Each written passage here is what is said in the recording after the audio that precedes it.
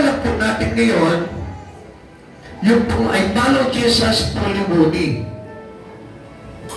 Ito po ay may kinalaman po sa buhay po ni Joshua at ni Caleb. Sila po yung dalawa sa inutusan na mag-spy ng ating Panginoon doon sa Promised Land. So, kung nabasa niyo po itong istorya na ito ni Joshua at ni Caleb, sila lamang po yung dalawa sa mga spy na kung saan nagsaad ng magagandang report pagdating sa ating Panginoon. Alam niyo po ba sa ating pagpasok sa kaharian ng Diyos, you must have a good report into the Lord. Kailangan din na tayo rin po ay mayroon po tayong tinatawag na good report.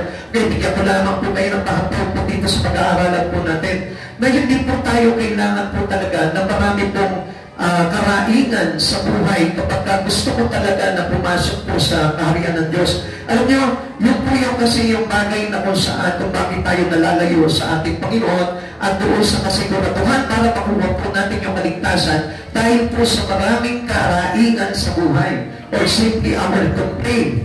Kuminsan po kasi hindi tayo masiyahan sa buhay natin, although okay na yung buhay natin, meron naman tayong makakain, meron naman po tayong kinabubuhay, pero still, hindi pa rin po tayo nakukontento sa buhay niyon.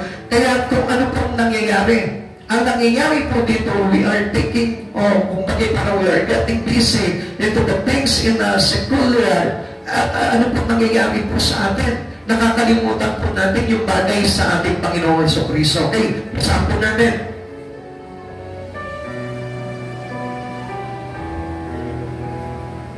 People today must follow our Lord God fully. Okay, ang pagsunod po natin sa Panginoon ay buong-buo. Pag-isabi mo sa katabi mo, buong-buo. Okay, like for example, today, nandito ka na ngayon, pero kung mapapansin po natin, di ba, nakikinig na tayo sa salita ng Diyos, sumasamba na tayo sa Panginoon, pero kung mapapansin po natin, halos parcial lamang po yung ibinibigay natin sa Panginoon. Even sometimes, nakikinig tayo ng salita ng Diyos, konti lamang po yung ating focus pagdating sa Lord. Hindi natin talaga maibigay yung buong sarili po natin.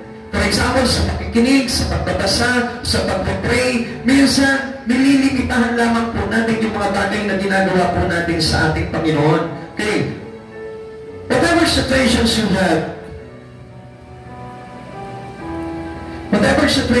have in your life, we need to follow Him faithfully. So, ano man yung bagay na pinagdaraanan po natin sa buhay po natin, kailangan po tayo po ay matuto sumunod pa rin sa Panginoon. Kahit na mahirap yung sitwasyon, kahit na po sabihin po natin na nasa kawalan po tayo, kailangan po na obligahan natin yung sarili po natin or maging lifestyle po natin yung pong pagsunod sa ating Panginoon. Hindi po ba yung kumbaga parang kapag mayroon lang po tayong mga prayers o meron tayong kailangan sa buhay po natin, doon lamang po tayo makakaalala sa Panginoon.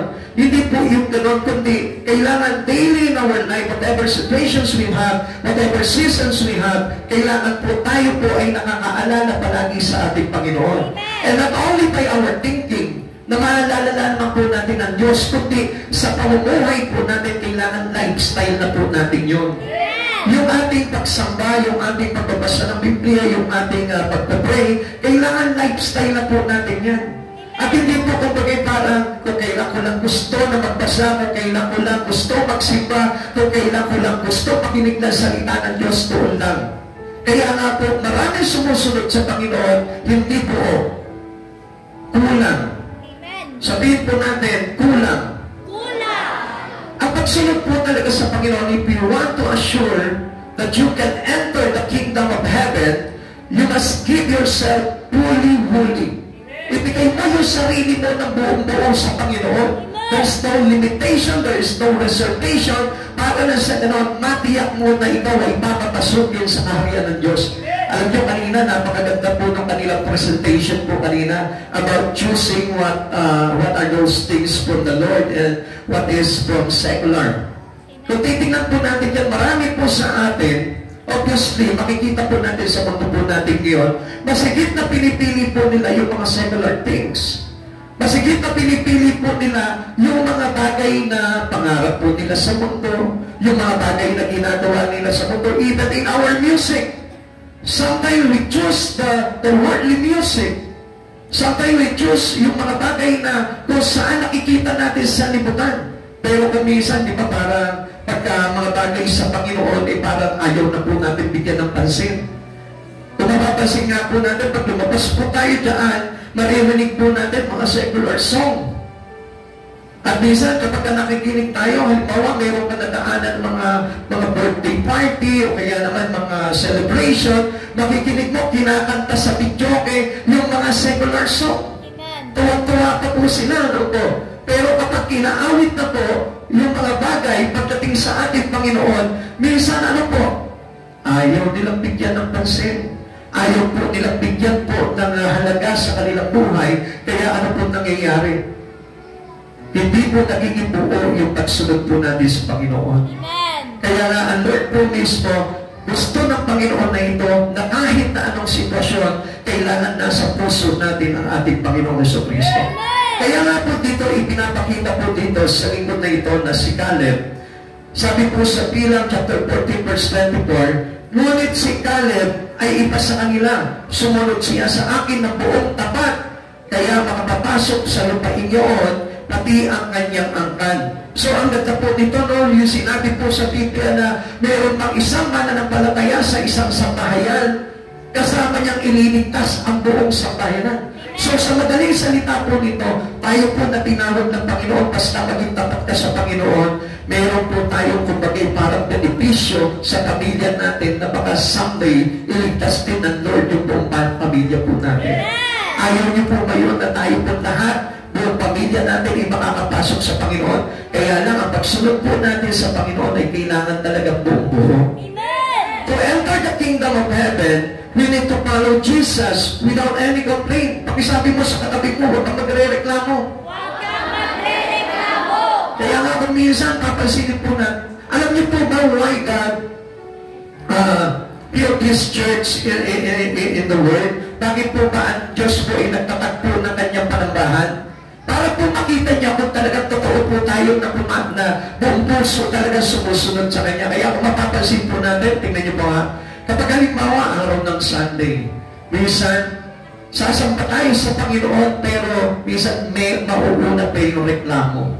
Diba? Ano ba naman yan? Wala man lang akong plancha, lagot-lagot yung damit ko, hindi na ako mag-church. Diba marami tayo mga dahilan, ako wala akong pamasahe, hindi na ako mag-church. Naku, masakitan siya ko, hindi na ako mag-church. Naku, nahihilo ko, hindi na ako mag-church. Hindi pa ako nag-aalmusal, hindi na ako mag-church. Ang dami po natin mga karaingan pagdating sa buhay. And God doesn't want our complaints. Hindi ginusto ng Lord na bawat tao, na lalo na mananampalataya ng Panginoon, ay nagre-reklamo sa Kanya. Alam niyo po ba, the more we complains to God, the more we lack in everything. Na kapag tayo po ay marami tayong mga daing, marami po tayong mga parang murmur or sabihin po natin mga bagay na ikinocomplain sa Panginoon, alam niyo, mas lalo pong bumibigat ang pamumuhay natin. Pansinin mo ang isang tao na marunong magpasalamat sa Panginoon kahit piritong itlog lang ang kanyang ulam. Makikita mo napakagaan ang kanyang pamumuhay. Kung minsan sinasabi natin, oh, sarap na ulam yun, lechong manok, lechong belly. Pero ang hindi mo alam, ang bigat ng buhay nila. Pero yung tao na makikita mo, piritong itlog lang ang ulam nakahatag sa lamesa, pero makikita mo magpipray sa Lord bago kumain, magpapasalamat sa kanyang mga nakahatag sa kanyang hapagkainan, makikita mo ang gaan ng buhay. Alam niyo kung bakit? Kasi hindi po yan sa yaman, kundi sa pagkilala po natin at buong pagsunod po natin sa ating Panginoon. Minsan makikita mo ang tao, gara ng kanyang sasakyan. Magta-travel po siya ang dagdagan na kanyang sasakyan. Pero makikita mo, pagdaba ng sasakyan, mainit ang ulo. Pero makikita mo naman yung isa, nakakuliglig lang, nakatricycle lang, nakapedicab lang. Pero pagdaba niya ng kanyang sasakyan, nakita mo nakangiti. Bakit? Kasi walang complaint pagdating sa Lord. Marunong siya magpasalamat sa mga bagay na meron siya. Kaya nga po, ang pagpasok sa kaharian ng Diyos ay hindi po mapasasabi natin na marami tayong karaingan. Kapag tayo marunong magpasalamat sa Panginoon, alam niyo po ba, mas natitiyak natin ang pagpasok sa kaharian ng ating Panginoong Jesucristo. There are two kinds of people today in the Lord. Ano po ba ito? Okay, tingnan po natin. kinds of people to God's today. Una, meron pong tao na kung saan ito po yung tinatawag po nating people with bad reports. Pag sinabing bad reports, ang ibig sabihin, ang dami niyang daing. Ang dami niyang complain. Minsan, mananampalataya na yan. Nakakakilala na sa Diyos na yan, pero mapapansin mo, ang dami niyang para bagang itinadaing sa sarili niya. Ano pa naman yan? Wala tayong ganito. Ano pa naman yan? Wala tayong pambayad ng ganito. Wala tayong ganito. Walang bigas, walang ulam. Ang daming mga ganon. Kaya nga po kung minsan, ito po yung tinatawag na bad reports to God. At kung mapapansin po natin, ano po ba yung bad reports na ito? It goes to us death. Kasi para sa Lord, ang taong maraming karaingan, ang taong maraming daing sa buhay niya, ay taong hindi sumasampalataya sa Diyos. Subalit ang isang tao, kapag siya'y sumampalataya sa Diyos, hindi siya natatakot sa mga bagay na kinahaharap niya sa buhay. Bakit? Dahil alam niya mayroong tulong palagi na darating sa buhay niya. Hindi siya natatakot kahit wala siyang pera. Hindi siya natatakot kahit marami siyang papayarin. Hindi siya natatakot kahit na maghirap siya. Hindi siya natatakot kahit na magkulang siya sa mga bagay-bagay sa buhay niya. You know why? Because he trusted God. Kaya hindi mo maririnigan po yan ang tinatawag na bad reports. Yung bad reports, yun po yung mga tao na kung saan walang pananampalataya sa Diyos. Amen? Dahil kung ikaw ay may pananampalataya sa Diyos, mawalan ka man sa oras na ito, bukas nananampalataya ka na magkakaroon ka dahil may Diyos ka na tinatawag sa buhay mo. Amen. Bilang chapter 14, bilang chapter 14, verse 23 to 37, at ang mga espiya na nagbigay ng masamang ulat na siyang naging dahilan ng kaguluhan ng Israel ay nilipol ni Yahweh sa pamamagitan ng salot. Tignan niyo po ito mga kapatid sa Panginoon. Meron pong 10 spy.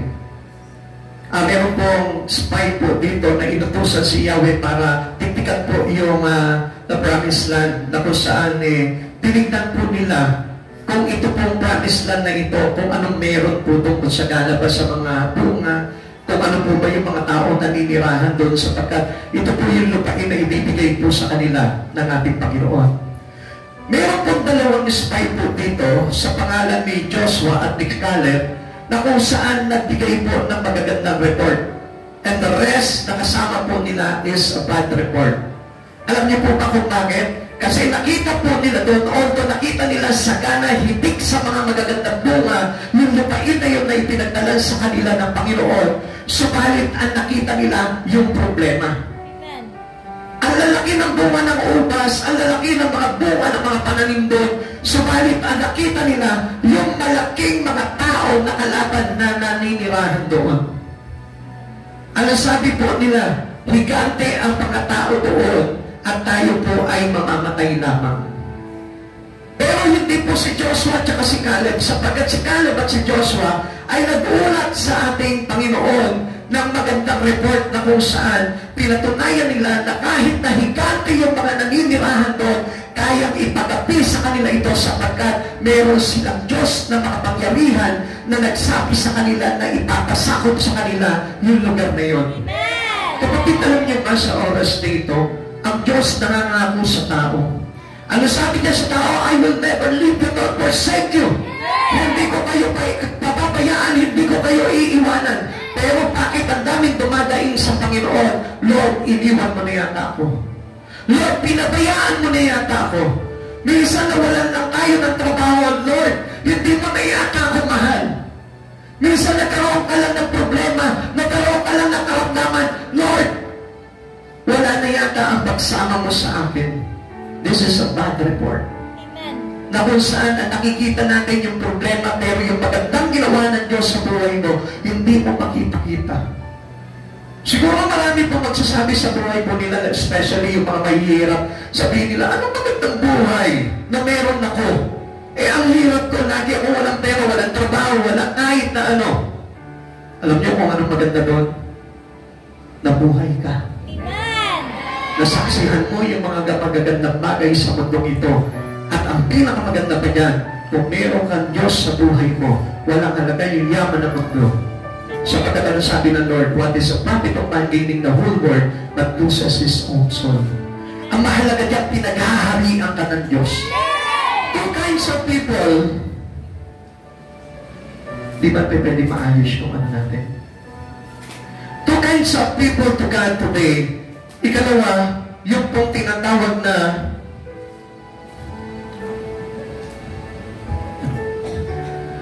people with good reports. Ito naman yung meron pong magandang ulat pagdating sa ating Panginoon.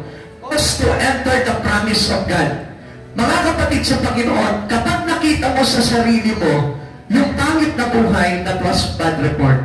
Pero pag nakita mo sa pamumuhay mo, even though nandun ka sa mga bagay na pangit na pangyayari sa buhay mo, pero maganda pa rin ang sinasabi mo sa buhay mo, I tell you, you have a good reports to God. Amen. At yun po yung dahilan kung bakit nagkakaroon ng assurance ang tao na makapasok sa kaharian ng Diyos. Yung po meron tayong napakagandang ulat pagdating sa ating Panginoon. Bilang chapter 14 verse 38, ngunit hindi namatay si Josue at ang anak ni Nun at si Caleb na anak naman ni Jepune. Alam niyo po ba, ang pagsunod po sa Panginoon ay napakalaking halaga para po matiyak po natin na makapasok sa kaharian ng Diyos. Who among us here today ang gusto talaga makapasok sa kaharian ng Diyos? Yung iba po, ayaw niyo po ba? Meron pa po ba kayong gustong puntahan maliban po sa heaven? Sino po dito yung gusto makapasok sa heaven? Eh, sino naman yung gusto dito ma-impyerno? Alam ko may magtataas sa inyo eh. Kayo na lang. Mga kapatid sa Panginoon, lahat po tayo gusto nating makapasok sa kaharian ng Diyos. Pero ang tanong, sigurado ka ba na makakapasok ka? Yan yung kadalasan na tanong po natin. Kung meron pa kasiguraduhan yung isang katulad ko na makapasok sa kaharian ng Diyos, if you have a good report, I tell you, malaki ang tsansa na ikaw ay makapasok sa Panginoon. Kaya lang alam niyo po mga kapatid sa Panginoon, hindi naman po talaga magkakaroon ng good report sa isang tao kung hindi po siya marunong sumunod talaga sa Panginoon. Amen. Sapagkat ang tao na walang complaint sa buhay, ang tao marunong magpasalamat sa buhay, ay yung taong mayroong pananampalataya sa Diyos. And this is how we follow God fully. Yung po tayo po ay mayroon talagang great faith pagdating sa Lord. Yung meron po talaga tayong napakagandang pananampalataya talaga sa ating Panginoon. Now, tingnan po natin kung paano po talaga itong pagsunod sa Panginoon ng buong buo.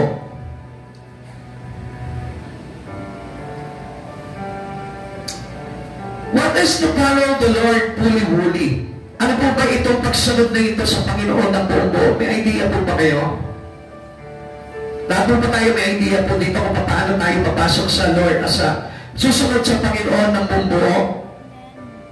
Okay, kung wala po kayong idea, tingnan po natin ito. Number 1, to follow Jesus in all our days. Pakisabi mo ba, to follow Jesus in all our days. To follow Jesus in all our days. Ang pagsunod po sa Panginoon ng buong buo, kailangan daily in your life, nandun si Jesus. Walang araw sa buhay mo na wala si Kristo. Walang panahon sa buhay mo na wala si Kristo. Na kahit na anong ginagawa mo, kailangan kasama mo si Yesu Kristo. At huwag kang papayag na kahit na nasa kabalahangkan ng buhay nito, wala si Yesu Kristo sa buhay mo. I tell you, hindi tayo magkakaroon ng assurance doon sa kalangitan. Sapagkat ang pagpasok po sa Panginoon, ang pagpasok sa kaharian ng Panginoon, ay yung pinapamuhay mo na si Yesu Kristo sa buhay mo. Alam niyo po ba kung ibig sabihin po ng born again? Ang ibig sabihin po ng born again ay pagpapanibagong buhay. Yung ipinanganak po tayo sa Espiritu ng Panginoon, this is not some kind of religion. It is a relations to God, na kung saan yung buhay natin ay inililipat sa mga bagay na patungkol may kinalaman doon sa paghahari ng Diyos. Sapagkat lahat po tayo ay nasanay sa pamumuhay ng mundo. Kaya nga po na parang nailalagay lamang natin sa isang tabi ang Panginoon sa buhay po natin. Kaya kung minsan sa araw-araw na pamumuhay po natin, nami-misplace lamang po natin ang Panginoon. Kung minsan parang nalalagay lamang natin sa isang lalagyan ang Lord sa buhay po natin. Gaya nga po na sinasabi ko po sa inyo, na kapag ikaw ay may totoong Diyos sa buhay mo, siya po ay nakaaltar sa puso mo at hindi sa bahay mo. Amen? Sapagkat kung ang Diyos sa buhay mo ay iaaltar mo lang sa isang sulok ng bahay mo, sa isang sulok ng bakuran mo, I tell you, that is not God. Amen. Bakit? Sapagkat ang Diyos ay dapat na mabuhay sa puso ng bawat mananampalataya. And without Jesus into your heart, I tell you, hindi po tayo makakapamuhay sa araw-araw kay Kristo. Tandaan po natin, ang altar na ginagawa natin kay Jesus ay nasa puso at wala sa ibang lugar. Amen. He followed the Lord in the wilderness. Ito po si Caleb po kasi. Excuse me. Noong pong time na po na sila po ay nilabas po sa Ehipsyo bilang alipin po sa Ehipsyo, sila po ay nilikas po ng Panginoon sa pamamagitan po ni Moises. Kapag sila po ay naglalakbay po sa ilang, ito po si Caleb ay siguro doon na po ipinanganak po ito si Caleb sapagkat ang tagal po nila doon sa ilang. And that time, ang edad po ni Caleb po doon is 40 years old. At alam po natin na tumagal po sila ng 40 years into the wilderness. Kung mapapasok po natin ito sa Biblia. But still, tingnan niyo po ito. He followed the Lord in the land of Canaan 45 years later.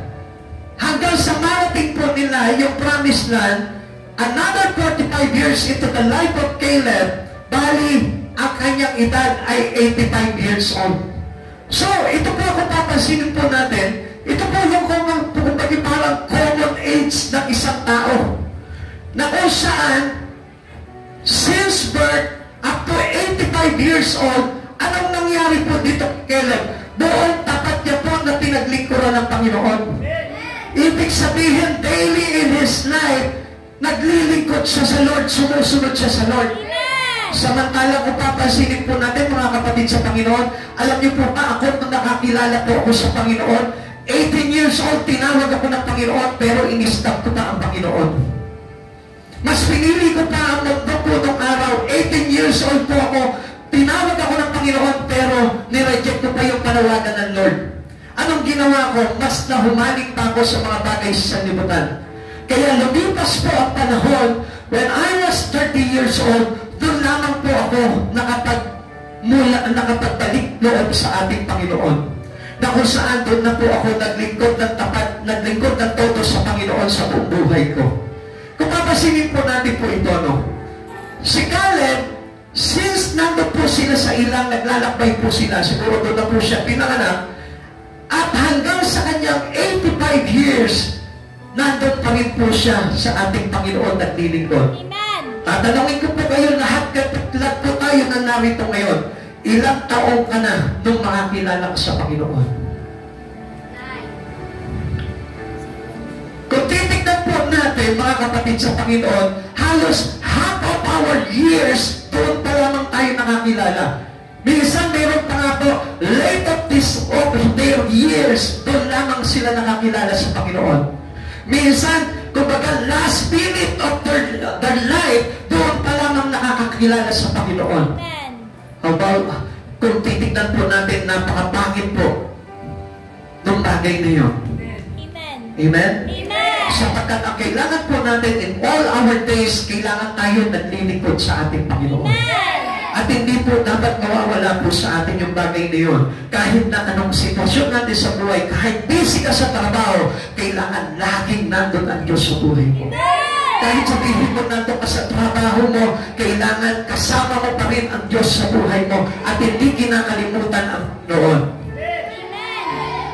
Sabi po dito sa Hosea chapter 14 verse 8 to 10, kahit na ang bayan ay tinakot ng ibang kasama natin, buong katapatan pa rin akong sumunod kay Yahweh sa ating Diyos, kaya ipinangako sa akin noon ni Moises na dahil sa aking buong katapatan at pagsunod sa kay Yahweh, magiging bahagi ko ng aking mga anak ang lupang matapakan ng aking mga paa.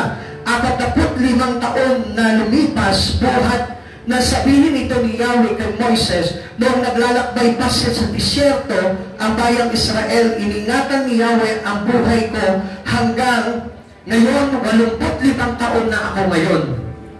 Kung mapapansin po natin, kung makikita po natin, ano po, ang haba ng paglilingkod po niya sa Panginoon, buong buhay niya, in all his days, naglingkod siya sa ating Panginoon.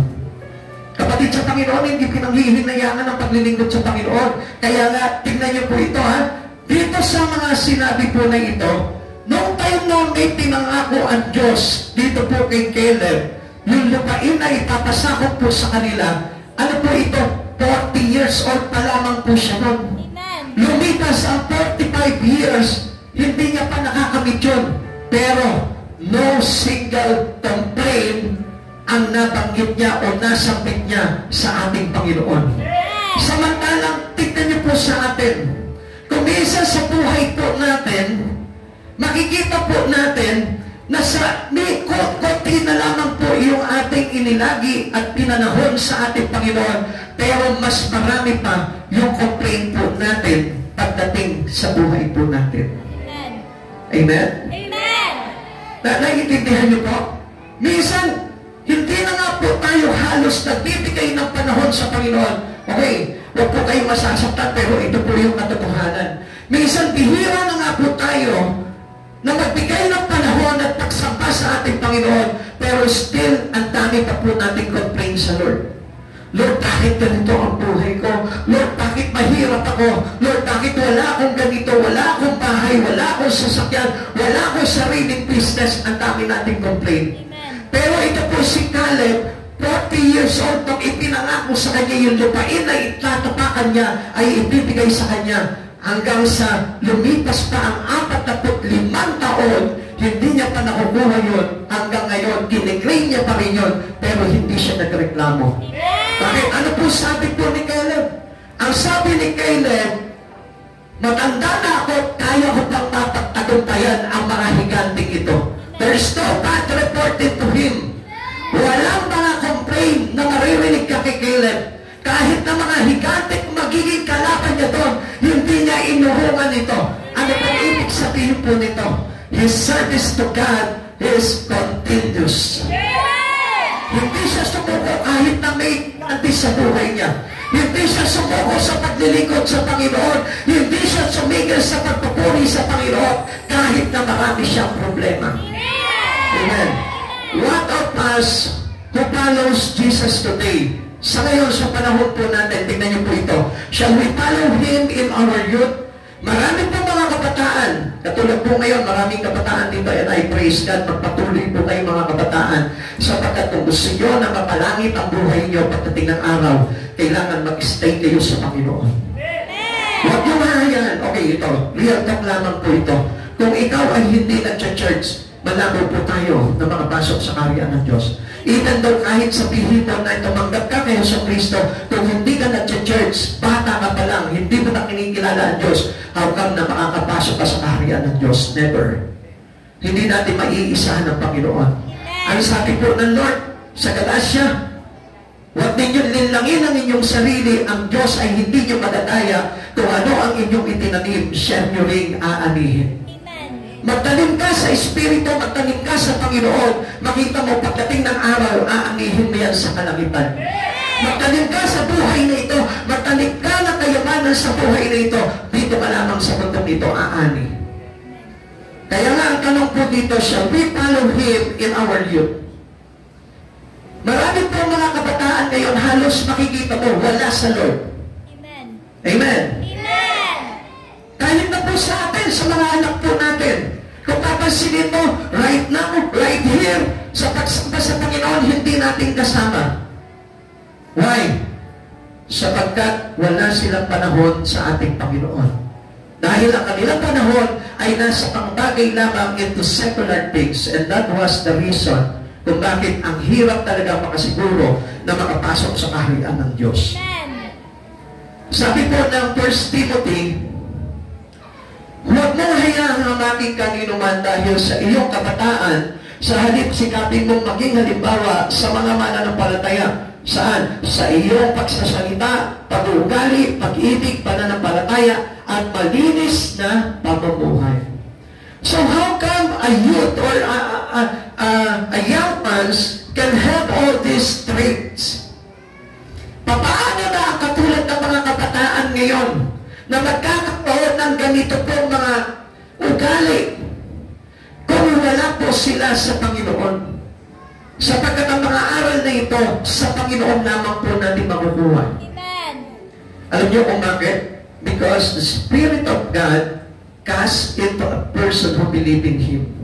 At naniniwala ko kahit na ikaw sa sarili mo, magbago ka na magbago sa buhay mo, kung wala ang Espiritu ni Jesucristo, you'll never change. Amen. Ang dami ko na sinubok po nung araw without God, pero hindi nangyari. Bakit? Sapagkat kung wala ang pagsama ng Diyos, walang pagbabago na mangyayari sa buhay mo. Amen. Amen. Amen. Ang sabi dito, in speech and conduct, in love, in faith, and in purity. Kaya kung napapansin na natin po ngayon, sa panahon po natin ngayon, ano na po ba ang mga pag-uugali ng mga kabataan?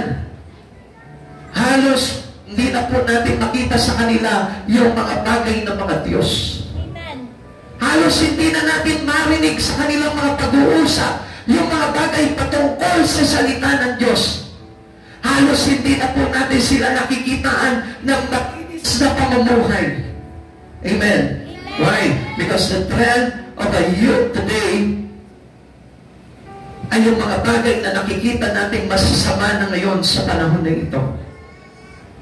Nagkakaroon sila ng mga bisyo,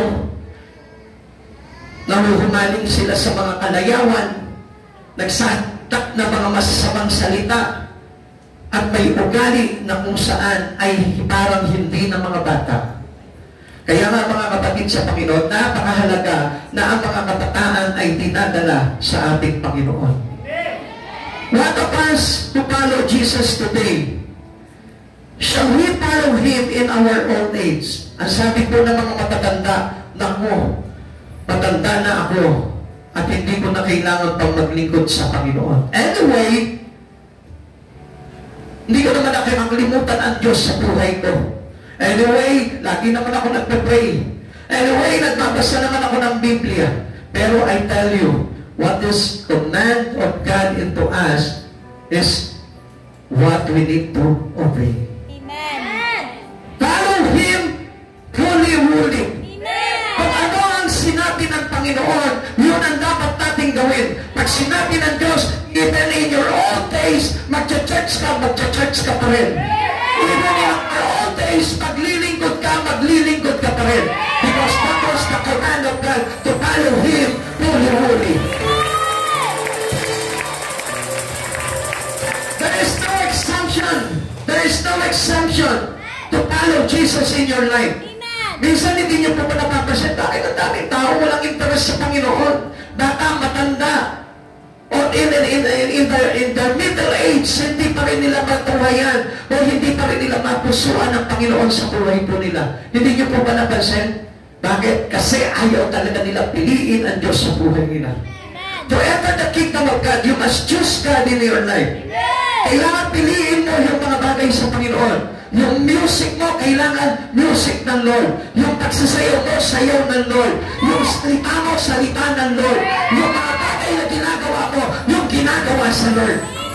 And this is how we practice the lifestyle in heaven. Alam niyo kung dito pa lamang po, hindi na natin practices yung mga bagay na tinuturo sa atin ng Panginoon. How come that we may assure our life to enter His kingdom? Kaya nga mga kapatid sa Panginoon, hindi natin pwede dayain ng Panginoon. Sapagkat kung dadayain natin ang buhay natin sa Panginoon, sasabihin natin, I believe in God, pero hindi mo naman ginagawa yung mga bagay sa Kanya, I tell you, wala pong sa-excite po yun. Tito chapter 2, verse 1 to 5, kaya naman ituro mo sa mga bagay na angkop sa wastong aral. Sabihin mo sa mga nakatatandang lalaki, na sila'y maging mapagpigil sa sarili, marangal, makatuwiran at matatag sa pananampalataya sa pag-ibig at pagtitiis. Sabihin mo rin sa nakatatandang babae na sila'y mamuhay ng may kabanalan. Doon mga kapatid sa Panginoon, mamuhay ng may kabanalan, huwag mapaligirang puri at huwag malululong sa alak. kundi magturo ng mabuti upang maakay nila ang mga kabataang babae na mahalin ang kanilang mga asawa at mga anak. Ang mga kabataang ito'y kailangan ding turuan na maging makatwiran, malinis ang isipan, masipag sa gawaing bahay, mabait at masunuri sa kanilang asawa upang walang masabi sa sino man laban sa salita ng Diyos ng dahil sa kanila. Mga kapatid sa Panginoon, kaya nga napakahalaga na tayo po'y nag-aaral sa ating Panginoon sapagkat doon natin matututunan yung mga bagay na gusto mangyari sa buhay natin ng ating Panginoon. Amen. And without learning in God, I tell you, hindi magiging ganun ang kalooban ng Diyos sa buhay po natin. Amen. Sapagkat whatever the purpose of God in your life, yun ang kailangan mangyari. Hindi yung purpose ng mundo ang kailangan mangyari sa iyo, kundi yung purpose ng Lord sa buhay mo. Because He is the one who create you. Ang Diyos ang nag-create ng buhay natin at hindi ang mundo. Amen? Kaya nga, we do our service to God and not to the world. Marami sa atin naglilingkod sa mundo, pero sa Diyos hindi makapaglingkod. Kaya nga mga kapatid sa Panginoon, gusto ko po na malaman po ninyo, mahalaga na sa buong buhay po natin, kailangan na pamumuhay po natin ay nakapasok kay Jesucristo. Ikalawa, paano po tayo susunod sa Kanya ng buong buo? To follow Jesus with all our heart. Kailangan buong puso ang pagsunod sa Panginoon. Pakisabi mo sa katabi mo, buong puso. Buong puso. Ulitin mo sa Kanya, buong puso. Buong puso. Kailan follow the Lord fully wholly? Ito po si Caleb, sumunod po siya ng buong puso sa Panginoon. Alam niyo mga kapatid sa Panginoon, hindi tayo pwedeng sumunod sa Panginoon sa pamamagitan lamang ng uso. Sapagkat sa pamamagitan lamang ng salita mo, maaaring sabihin po sa iyo nung makakarinig sa iyo, wow, ang galing mo naman, ang lalim mo pagdating sa Panginoon, buong puso. Pero kapag buong puso, kahit hindi ka masalita, makikita sa katauhan mo na ikaw ay kay Kristo Jesus. Amen. Tingnan mo yung katabi mo ngayon. Buong puso ba o buong puso? Sapagkat nailalarawan sa ating katauhan yung meron pong Jesus sa buhay niya. Kapag si Jesus ay nasa puso mo, makikita mo rawan ni Jesucristo sa pagkatao niyan.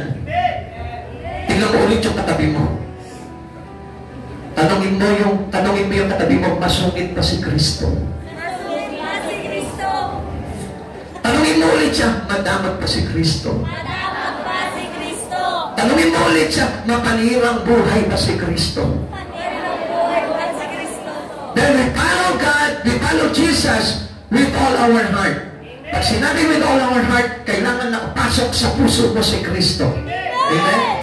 Kaya nga kapag nakapasok sa puso mo si Jesucristo, the reflections of Christ will be shown into you. Tingnan mo ulit yung mukha ng katabi mo. O, di ba? Umiilaw na ngayon. Kasi pumapasok na si Kristo sa puso niya. Amen? Tanungin mo yung katabi mo, mabait ka ba? Ano sagot niya? Mabait daw mo siya? Sabi ko po sa inyo, sa puso, malalaban yan. Kapag sinabi niya sa puso niya lang, I tell you, minsan, sinungaling. Amen? Naintindihan niyo po? Kasi mababanaan po talaga sa mukha yung refleksyon na kung saan nasa puso natin. Amen? Okay, sabi po dito, Bilang 14 verse 24, ngunit si Caleb na aking lingkod ay naiiba sa kanila. Sumunod siya sa akin na buong katapatan, kaya makakapasok siya sa lupain iyon, pati ang kanyang angkan. How can we say, if a person is following God fully wholly, paano natin masasabi?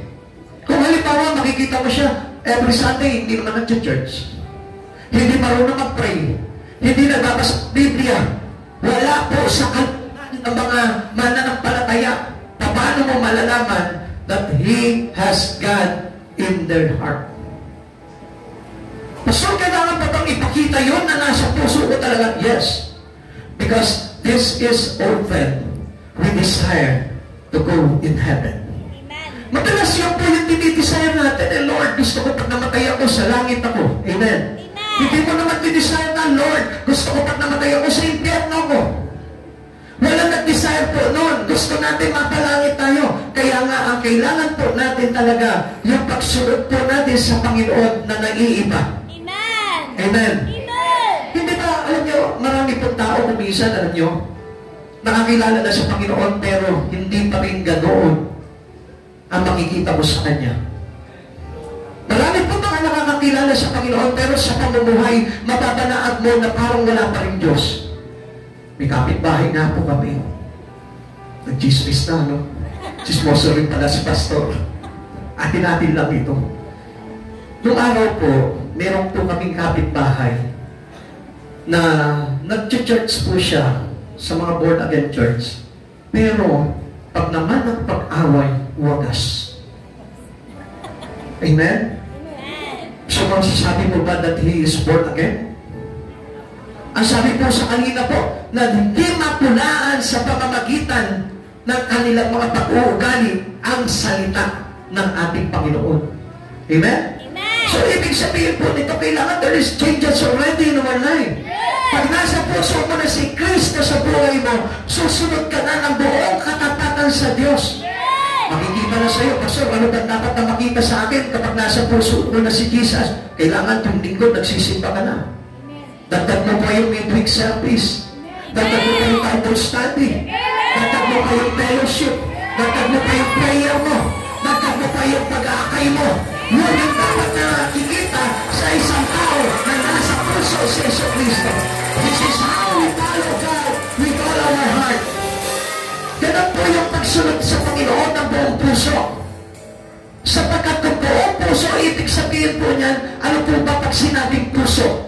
Ano unang-unang papasok sa isipan mo? Pakilakas ka na po.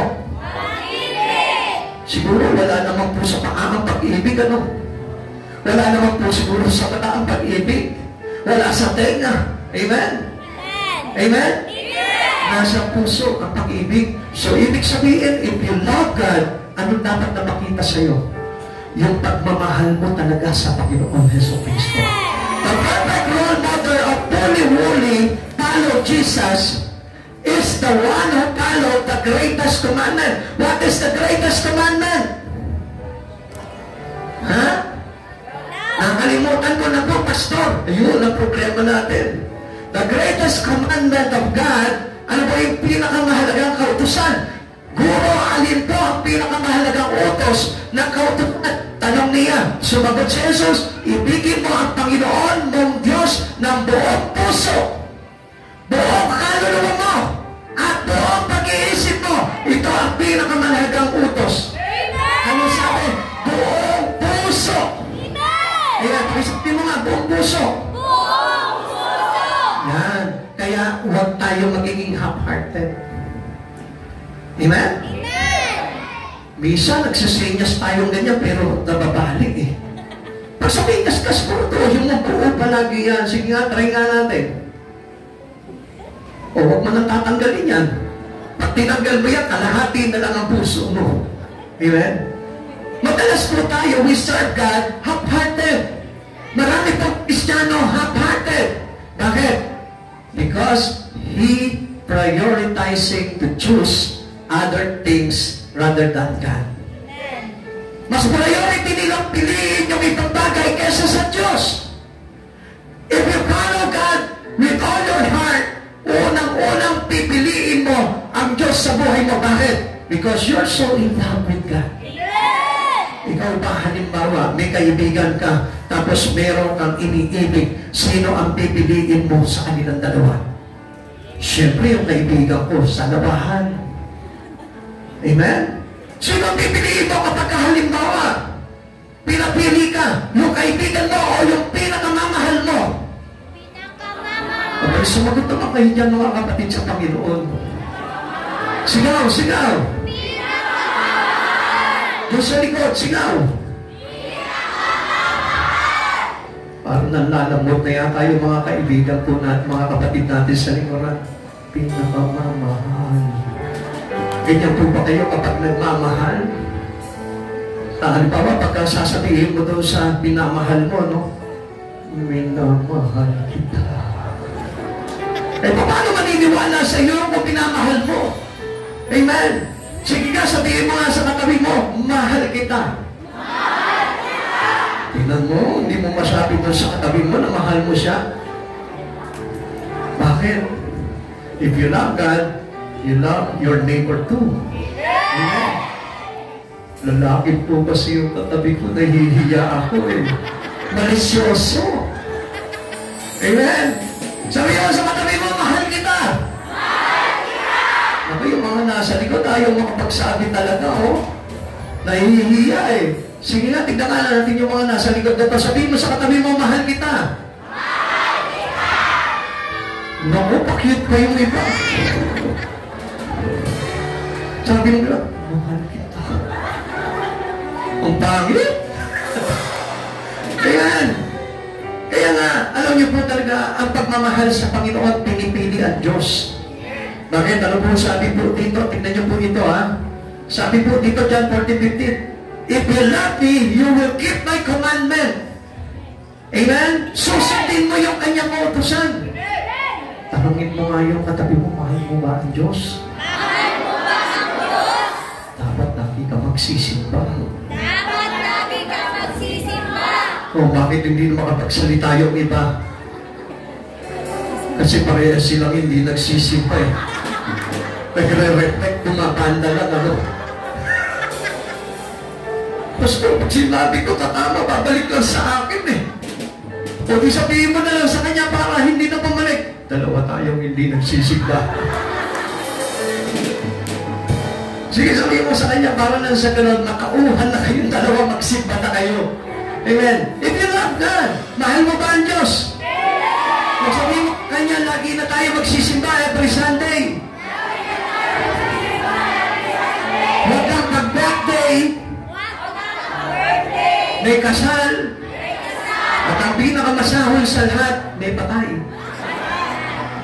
Diba? Kung minsan yun yung tatlong bagay lang na pinapasok ng tao sa simbahan. Ano? Birthday, kasal, patay. Eh, paano kung ikaw na yung... Huwag naman, ano po? Amen? Sabi kasi ng Lord, if you love me, you will keep my commandment.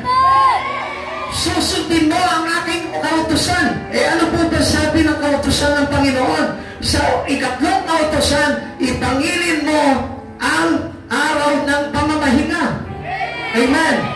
So, anong sabi po natin dito? Na kailangan po kung iniibig mo ang Panginoon, ginagawa natin yung mga bagay na yun. Unang kautusan, ibigin mo ang Diyos na higit sa lahat. Higit sa lahat, above all things. Ngayon, tatanungin ko po kayo, huwag po kayo magagalit, ha? Mahal niyo ba ang Diyos? Higit pa sa inyong trabaho? Uy, nabawasan na. Oh. Siguro maraming walang trabaho dito. Ha? Kasi hindi nagsalita yung mga may trabaho. Eh. O siguro ulitin mo, mahal mo ba ang Diyos? Higit sa iyong trabaho? At humihina na pag sinabi higit sa iyong trabaho. Eh, no? Pero hindi mo ba alam na kapag inibig mo ang Diyos at priority mo sa buhay mo, yung trabaho mo, makikita mo, mas lalo yung access. Amen. Because you love Him. If you love me, sabi ng Lord, you will keep my commandment. Kaya lang, alam nyo, ang problema po dito, sadly, many try to serve the Lord with divided hearts. Mas iniibig nila yung ibang bagay kesa sa Panginoon. Kaya nga po, yun yung kalimitan kung bakit ang Diyos po nagtatampo sa atin. Kaya kung minsan ang Diyos, alam niyo po, nawawalan ng pagpapala sa buhay po natin. Kaya huwag po tayo magtataka kung bakit dumarating po sa atin yung mga mabibigat na problema. Bakit?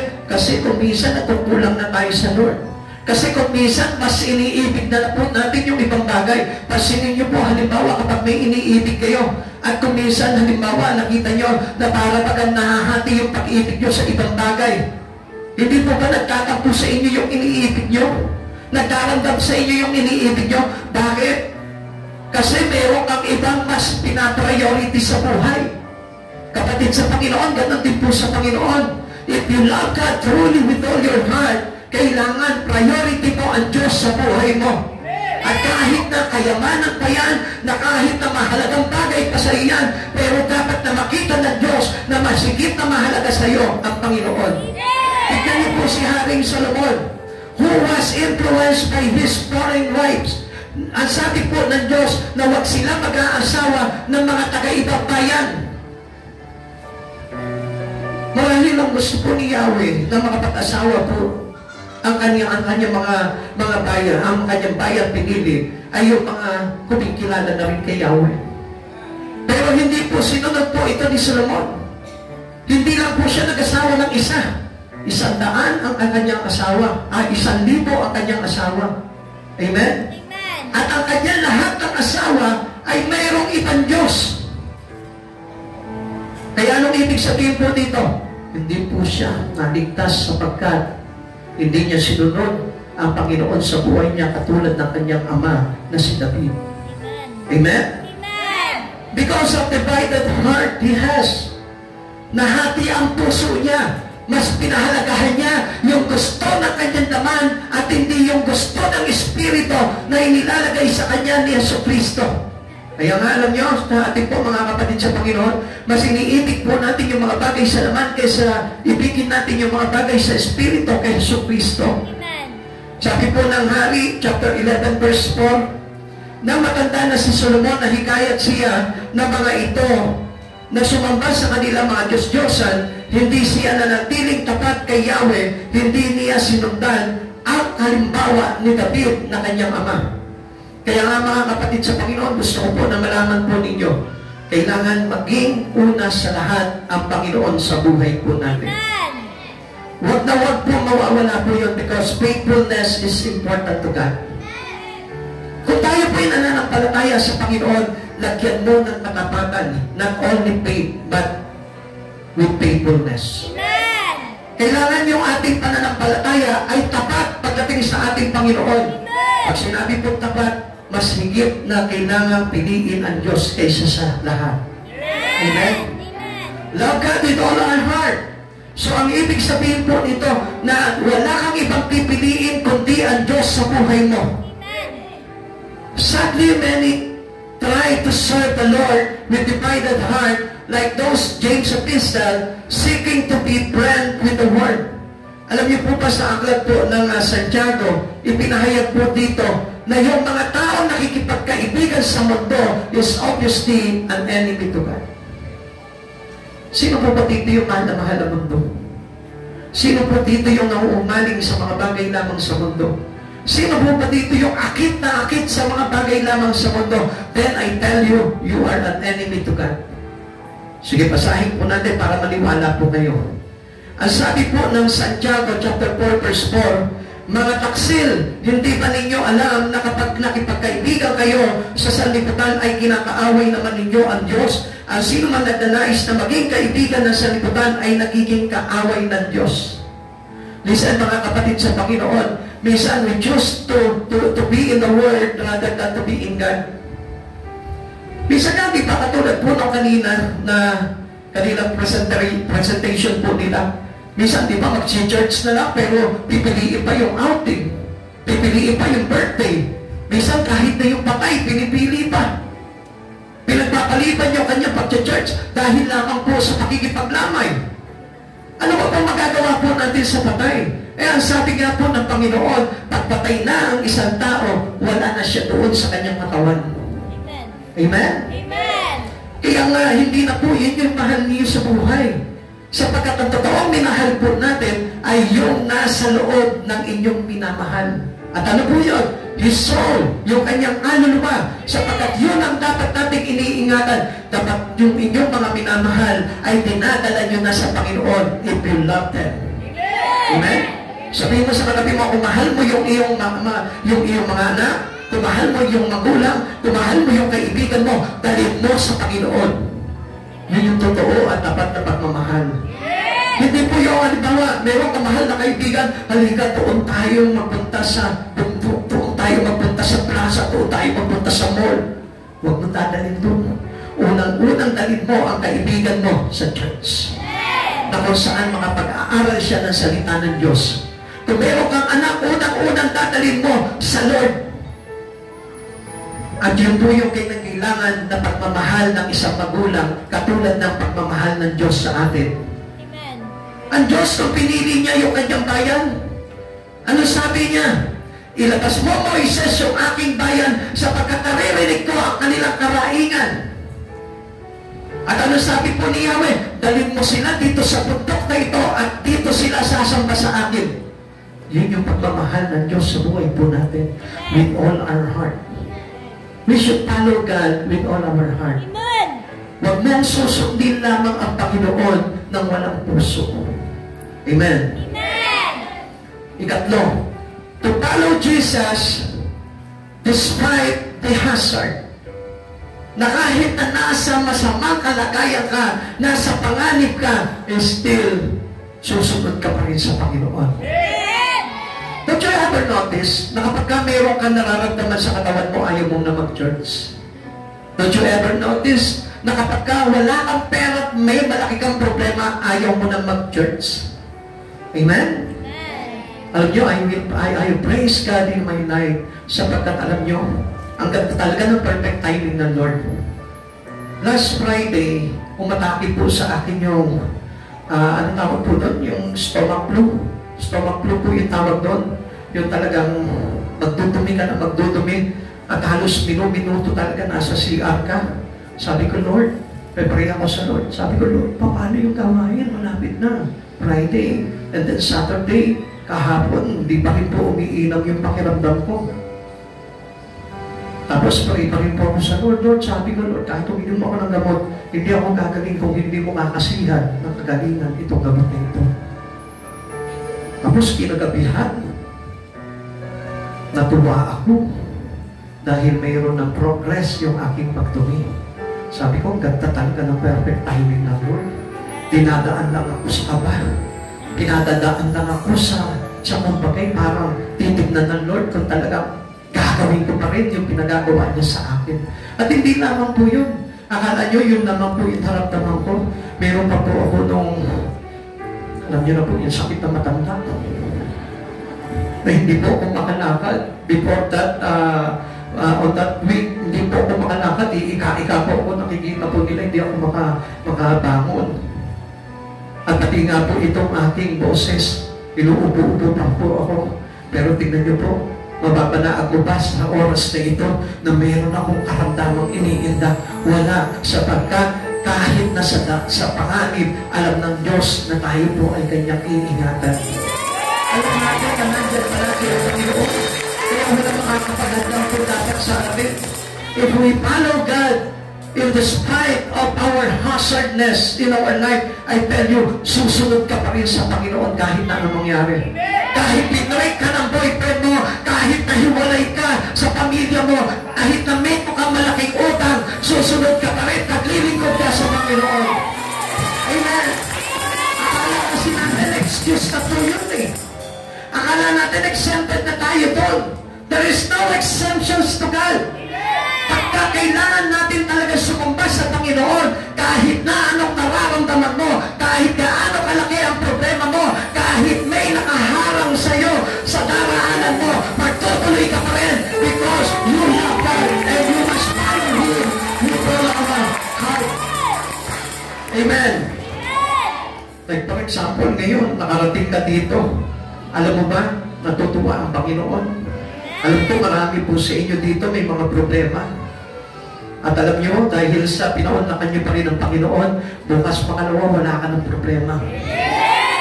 Amen? Amen? Naniniwala ka ba doon? Bukas pangalawa, makikita mo, may pagpapala ng darating sa buhay mo.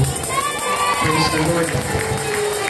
The person must comply with God of the whole income despite poverty and debt. Do not have all the paper kahit na walang pabor na dumarating sa buhay mo. Amen? Minsan, alam niyo po, masipag lamang po tayo na lumapit sa Panginoon kapag puro pabor na yun.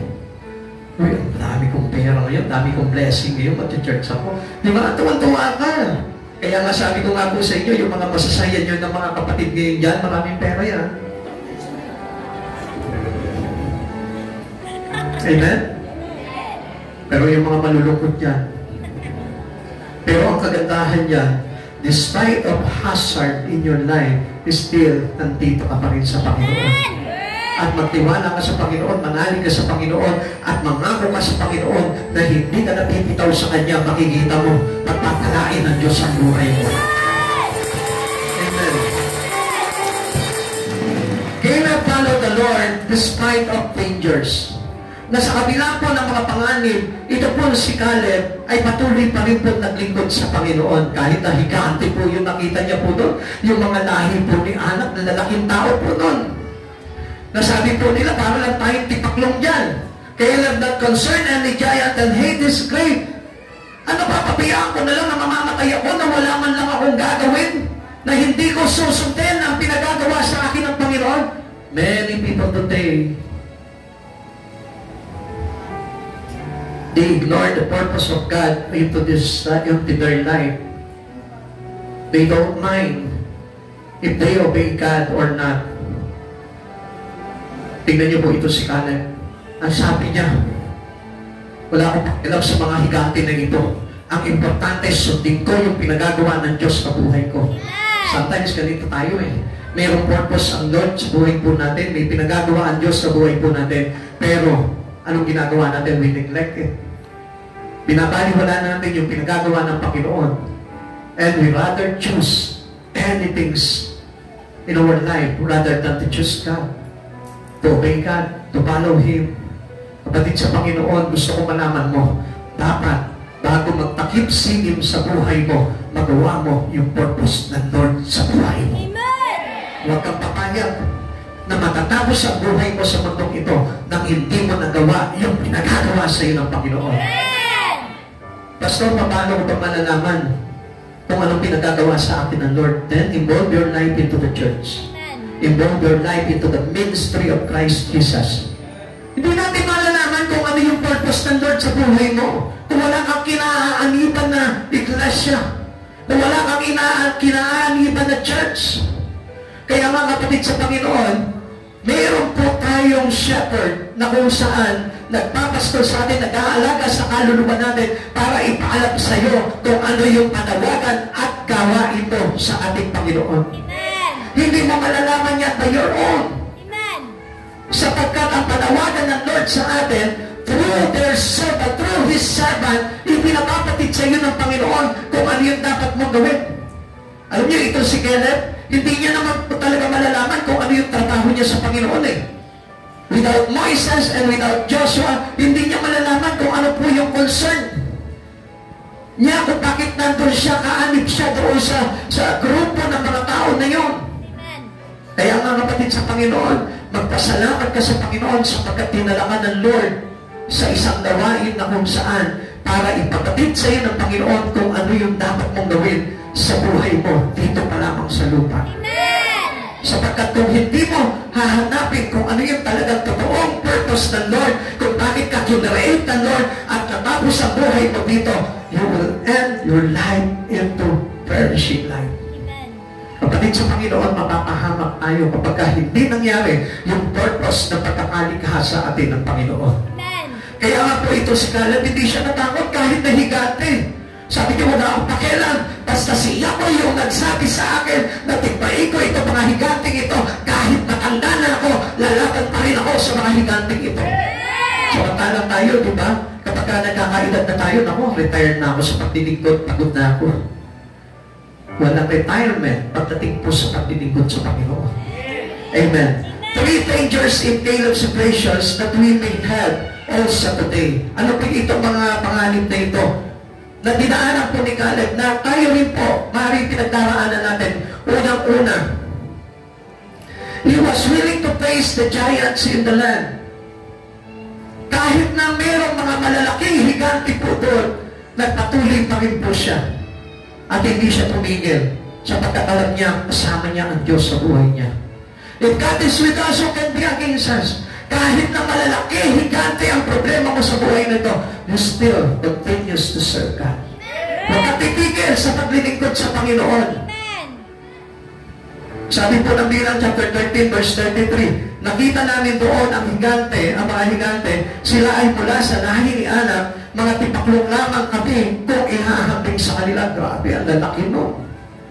Kasi laki yan ng problema mo ngayon. Na kung saan pumipigil sa iyo para lumapit ka kay Yahweh. Kasi laki yan ng pagsubok na pinagdaraanan mo ngayon kung bakit hindi ka makapunta at makapaglingkod sa Panginoon. Amen. Kapatid sa Panginoon, katulad ni Caleb, harapin mo ang higante ng buhay mo at magpatuloy ka sa iyong tahakin kay Jesus at makikita mo, magtatagumpay ka. Amen. Amen. Kumisa, kasi alam niyo yung mga higante na yan yung nagpapahina ng kumpiyansa natin para makalapit sa Panginoon eh. Yung mga higante na yan, yung higante pagsubok sa buhay natin, yun yung nagpapaliit ng kumpiyansa natin para mapaglikuran ng Lord. Kaya hindi niyo napansin, saan tayo nagpo-focus? Doon na lang sa problema natin.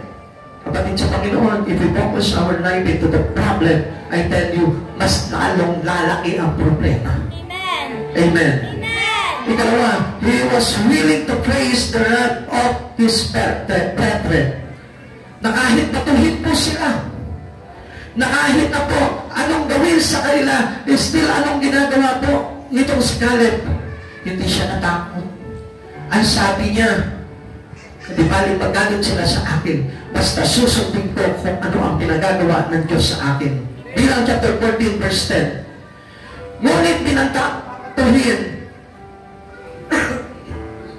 Ngunit binantakang babatuhin ng taong bayan sina Josue at Caleb, kaya ipinakita ni Yahweh ang kanyang kaluwalhatian sa ibabaw ng tondang tipanan.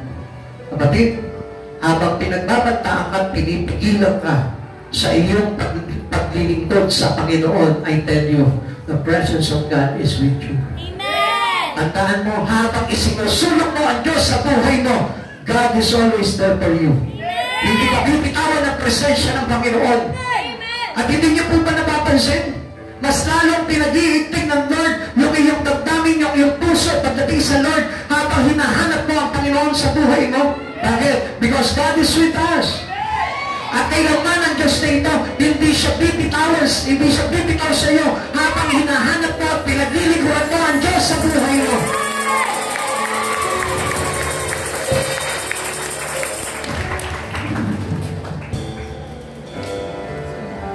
Ikatlo, he was willing to take mountain from giants in his old age. Ano po ba ibig sabihin nito? Yung po, pinipilit na pa rin abutin yung pinagagawa sa kanya ng Panginoon kahit na matanda na po siya. Minsan sa atin po sa buhay po natin, ano po? Kung minsan kapag nakakaedad na po tayo, sumusubo na po tayo. Sinasabi natin, masakit na ang rayuma ko. Masakit na ang balakang ko. Hindi ko na kaya na maglingkod sa Panginoon. Pero alam niyo, mga kapatid sa Panginoon, huwag kang susuko.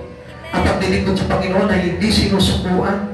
Kung minsan papasilin po natin, simpleng bagay lamang po na pag-church po natin, minsan tinatanggihan po natin, pero ang hindi natin alam, hindi tayo magkakaroon ng katagumpayan sa kaharian ng Diyos kung ganun po ang ating ugali pagdating sa Panginoon. Sapagkat hindi po natin ginigibat ang Lord sa buhay po natin, sapagkat ang Diyos ang unang-unang dapat na naging sentro ng buhay ng tao. Joshua chapter 14 verse 8 to 9. Kahit na ang bayan ay tinakot ng ibang kasama natin, buong katapatan pa rin akong sumunod kay Yahweh na ating Diyos, kaya ipinangako sa akin noon ni Moises na dahil sa aking buong katapatan sa pagsunod kay Yahweh, magiging bahagi ko ang aking mga anak at ng aking mga anak ang lupang natapangan ng aking mga paa. Kapatid sa Panginoon, huwag kang susuko pagdating sa ating Panginoon. And if you want to have all the promises of God into your life, kung alam mo ang mga pangako ng Diyos sa buhay mo, huwag kang bibitiw sa Panginoon. Lahat ng tao na bumibitiw sa Panginoon, hindi nagkakamit ng pangako ng Diyos. Ano po ba yung number one promise of God into our life? Life eternal. Yung buhay na walang hanggan. Alam niyo po ba kung bakit? Na hindi maraming tao po ang hindi nagkakamit ng buhay na walang hanggan sapagkat tumitigil sila. They stop doing service to God. They stop worshiping God in their life. Kapatid ko, titigil ka sa mga bagay sa Panginoon, I tell you, hindi mo matatamasa yung buhay na walang hanggan sa piling ng Diyos. Kahit na anong pinagdaraanan mo, kahit na anong pagsukot mo, kahit galit na galit ka na, kahit inis ka na, kahit hirap ka na, kahit puno ka na ng problema, still, you will serve God with all your heart. Amen. Praise the Lord. Kapag natin ang Panginoon.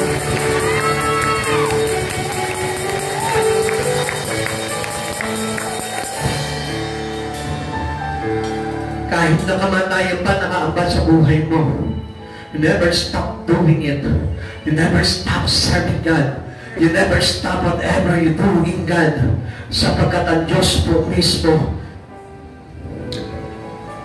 ang kailangan po natin sa buhay po natin. Mga kapatid sa Panginoon, gusto ko po na malaman po ninyo, kailangan natin ang Diyos sa buhay po natin. At huwag po tayong titigil na paglingkuran ng Diyos sa buhay po natin sapagkat ang Diyos ang kailangan po talaga natin. Kapatid, kahit na ano nararanasan mo, at alam niyo po ba, buhay po ang kaaway, na kapag ikaw ay nagdi-desire na lumapit sa Panginoon, ang kaaway naman papatayin niya yung desire mo yun. At alam mo ba, mga kapatid sa Panginoon, na kapag tayo po ay nagpatakot sa higante ng kasinungalingan, which is Satan into our life, I tell you, hindi ka talaga makakapaglingkod sa Panginoon. Minsan kung mapapansin natin, hirap na nga tayo sa buhay. Minsan mapapansin po natin, wala na nga po tayo kakayanan sa buhay, pero may pride pa rin po tayo. Para pigilan yung sarili natin na ilapit sa Panginoon.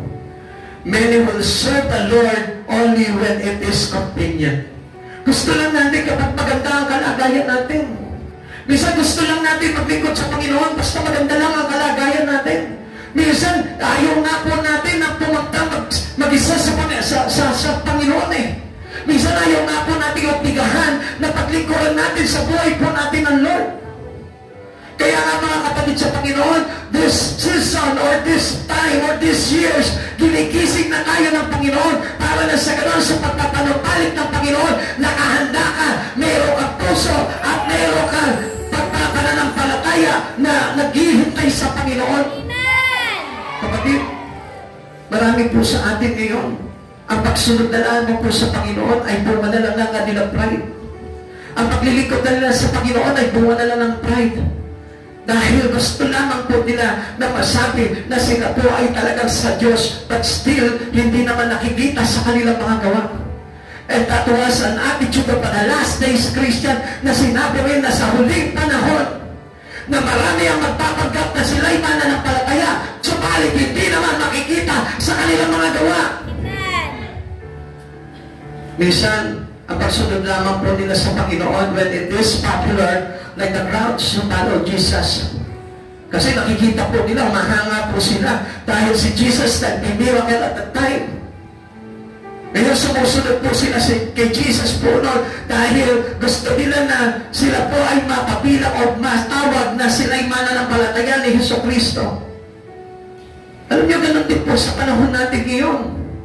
Minsan marami po na-church pero because of their own prides. At hindi na po talaga yung pagsunod talaga accordingly into the purpose of God of His calling. Kapatid, ang ating paglapit po sa Panginoon is according to our calling. Hindi po yan dahil lamang sa gusto ko lang magpunta sa church. Gusto ko lang ipakita na ako born again na. Kapatid sa Panginoon, hindi yun ang kailangan po natin. Katulad po ni Peter. When it is said, like Peter, before confronted by the maiden, di ba, noong time na dinakita po si Jesus, tapos ito po si Peter, they keep on distancing to Jesus. Natakot po kasi siya, natakot din po kasi siya, baka mamaya pati siya nakipit. May nakakilala po sa kanya na isang utusan. Ang sabing ganun po, di ba't kaisa ka sa mga alagad ni Jesucristo? Ano sabi niya? Hindi totoo yan. Hindi ko nakikilala yung tao na yan. Kapatid sa Panginoon, minsan ganyan tayo eh. Minsan parang hindi natin kilala ang Diyos. Minsan araw na ng linggo, pero parang hindi natin kilala ang Diyos. Minsan nakalahat natin ang Biblia, parang hindi natin kilala ang Diyos. Minsan kailangan mo na mag-pray pero parang hindi mo pa kilala ang Diyos. What do I mean here? Kailangan mo nang gumawa sa Panginoon, pero pinapaliwala mo. Kailangan mo mag-church ngayon, pero wala kang pakialam na parang hindi mo kilala ang Diyos. Kapatid sa Panginoon, if you are truly with the Lord our God, with Jesus, as your Savior and Master, hindi mo papaliwalain yung mga sinasabi sa iyo ng Panginoon. Pag sinabi niya, lumapit ka sa akin, lalapit ka sa Kanya. The sheep listen to the voice of the shepherd. Ang mga tupa ay nakikinig sa tinig ng kanilang Panginoon. At pag sinabi ng Lord na ito, anak, lumapit ka sa akin, lalapit ka sa Kanya. Minsan may karamdaman na tayo, tinatawag na tayo ng Panginoon, ayaw pa natin lumapit. Minsan lalapit na tayo sa Panginoon pag may karamdaman tayo, pero ang hinihilig lang natin, pagalingin tayo. At alam niyo kung minsan kung bakit hindi tayo pinapagaling ng Lord? Kasi after we receive that healing, we forget God. O kaya naman nagpa-pray tayo sa Lord, Lord, mag-church na ako, bigyan mo naman ako ng trabaho. Pero kapag nagkaroon ka na ng trabaho, wala ka na. Iliyok mo na ang Lord. Kapatid sa Panginoon, this is a sad thing. That this has truly happened to every Christian today. Minsan ang daming nating hadlang sa buhay na ito. But ano sabi ng Panginoon? Follow Jesus despite of hazard. Amen. Na kahit na nandun tayo sa panganib, sumusunod pa rin tayo sa Panginoon at hindi natin iniiwanan, binibitawan ng Diyos sa buhay po natin. Amen. Na kahit na nahihirapan tayo, na kahit na pupunta ka sa church, naglalakad ka na lang, sige ka pa rin dahil you desire to serve Jesus. Amen. Minsan kapag walang pamasahe, ayaw na mag-church. Minsan kapag walang pera, ayaw na mag-church. Minsan kapag puno na ng problema, nakakalimutan na ang Diyos sa buhay niya. Katulad po ni Peter. Si Peter po, nung tinatapit na po si Jesus, natakot na po siya. Natakot siya na baka pati siya takipin. Kapatid niyo po yung kalagayan po natin, sabi po dito. Samantala si Pedro ay nakaupo noon sa patio, nilapitan siya ng isang utosang babae at sinabi sa kanya, kasamahan ka rin ni Jesus na taga Galilea, hindi ba? Ngunit nagkaila si Pedro sa harapan ng lahat, wala akong nalalaman sa sinasabi mo. Sagot niya. Kapatid, this is a sad thing that truly happens to every Christian today. Minsan itinatatuwa din natin ang Panginoon sa buhay natin dahil lamang sa mga personal na ginagawa natin sa buhay natin. Amen. Or even sometimes, mapapansin natin na masigit natin pinipili yung ibang bagay kaysa sa Panginoon sa buhay natin. This is how we betray God. This is how we deny God. Kapatid sa Panginoon, alam niyo, maluwag na alam po sa atin ang Panginoon po ngayon. Kaya nga po, hanggat may pagkakataon po tayo, let us practice the real thing of our worship to God. Amen. Yung totoo na pagsamba sa Panginoon. Yung totoo na pagsunod sa ating Panginoon. Hindi yung pagsunod lang, kundi yung pagsunod ng buong buo sa buhay po natin. What of us who follow Jesus today? Shall we follow Him only with conviction? Pagsaka na lang po tayo. Kapag wala na po pang problema, doon lang tayo magdilingkod sa Panginoon. I tell you, we cannot achieve the promise of heaven pagdating ng araw. Sapagkat, alam niyo kung bakit po tayo sumusunod sa Panginoon? That we need to follow Him buong buo, sapagkat ayaw ng Diyos na may batik yung pagsunod natin sa Kanya. Tandaan mo, ang pagsunod sa Panginoon, una sa lahat ang Panginoon kaysa sa ibang bagay. Amen. Shall we follow Him despite ridicules? Persecutions, danger. Maglilingkod ka pa rin ba? Di ba kung minsan na pinipigilan ka lang doon sa gusto mong mangyari sa sarili mo. Umayaw ka na sa Lord. Minsan na dahil sa gusto mo lang masot yung pangarap mo, umayaw ka na sa Panginoon. And how can we receive the promise of God of heaven? Kung ngayon pa lamang po, iba ang pinipili natin sa buhay po natin. If you want to follow Jesus, follow Him fully, buong buo sa puso mo. Amen. Matthew chapter 5, verse 10 to 12. Pinagpala ang mga inuusig ng dahil sa kanilang pagsunod sa kalooban ng Diyos sapagkat kabilang sila sa kaharian ng langit. Pinagpala ang mga nilalait at inuusig ng mga tao at pinaparatangan ng lahat ng uri ng kasamaan na bawang kasinungalingan ng dahil sa akin. Magsaya kayo at magalak sapagkat malaki ang inyong gantimpala sa langit. Alalahanin inyong inuusig din ang mga propeta na una sa inyo. Gaano po ba ang kagalakan po natin na paglingkuran ng Panginoon? Gaano po ba yung ating puso pagdating sa pagsunod sa ating Panginoon? Buo po ba yung puso natin pagdating sa paglapit sa Lord? Like for example, itong oras na ito, mayroon ka bang kagalakan na paglingkuran ng Panginoon? Mayroon ka bang kagalakan na piliin sa oras na ito ang Panginoon? Matapos na matunghayan mo itong mga aral na ito, at marinig mo kung ano yung kailangan para makapasok sa kaharian ng langit, ano na ngayon yung gagawin mo? Kapatid, sa oras na ito, kung bakit meron ka mga pagsubok sa buhay, sapagkat unang-una ang ginagawa ng Diyos ay lagyan ka ng mga harang upang makita niya kung susunod ka pa sa Kanya o hihinto ka na. Kapatid, sa oras na ito, inanyaya kita tumayo. Kung sa'yo, Panginoon, maglilingkod sa'yo, Panginoon. Nais ko po na sa oras na ito, bakit hindi mo damahin sa oras na ito ang ating Panginoon? Not like before the time that you have Jesus in your life. Kapatid sa Panginoon, subukan mo sa oras dito, ipigit mo yung mata mo. Let us all focus into the Lord. I-focus mo ito, kahit ito sandali na lang ito. Kahit na itong segundo na lamang na ito ng gawain ito. I-focus mo lang yung iyong isipan, yung iyong puso sa Panginoon.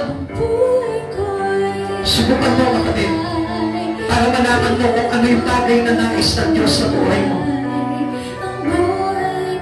Marahil, nalilito ka kung ano ba talaga ang paglilingkod sa Panginoon. Oo, nalalaman ko na lahat tayo ay galing tayo sa dati nating pananampalataya na kung saan hindi tayo pinapakilaman, na kung saan hindi tayo hinuhubog sa Espiritu, na kung saan hindi binibigay sa atin yung totoong aral. Forget all those past in our life and let us renew our mind through the Spirit of Jesus. Kapatid, inaanyayahan kita sa oras dito. Kung nais mo na mapalapit ang todo ang buhay mo sa Panginoon,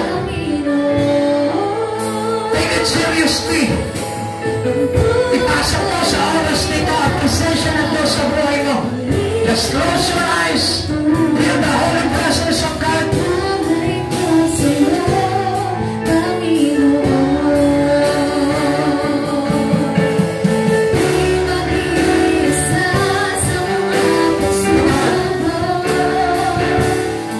Sumabit ka sa labi mo ng panalangin sa Panginoon. Kung meron kang bagay na pinagsisisihan sa pagtalikod mo sa Panginoon, come on. Pag-usap ka sa Panginoon sa oras na ito. If you want to receive the holy presence of the Lord, let's take Him seriously right now. Pag-ibig mo sa Panginoon. Pag-ibig mo lahat na naman ang puso mo. Holy Christ Jesus.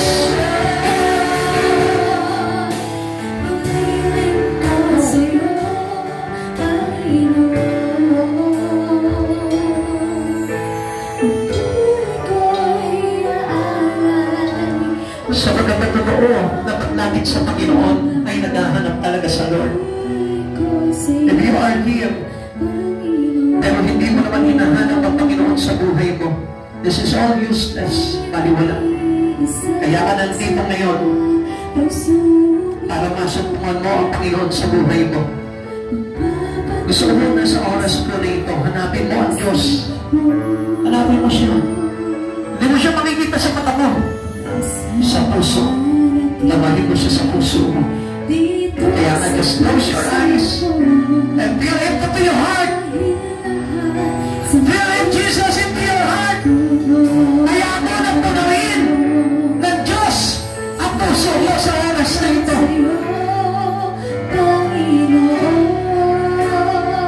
Mga kapatid sa Panginoon, kung bakit marami tayong mga kahirapan, marami tayong mga problema na pinagdaraanan, alam niyo kung bakit? Sapagkat yan ay paanyaya ng Diyos sa buhay mo. Ang sabi niya sa iyo, lumapit ka na sa Kanya bago pa mahuli ang lahat. Before it's too late, just come to Jesus. Lumapit ka kay Jesus.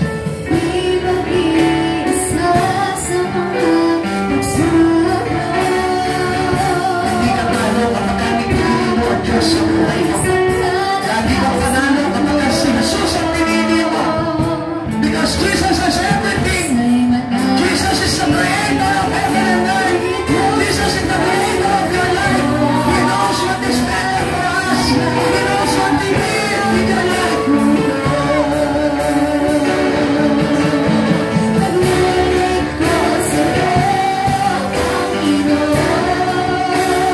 Let us worship the Lord Jesus.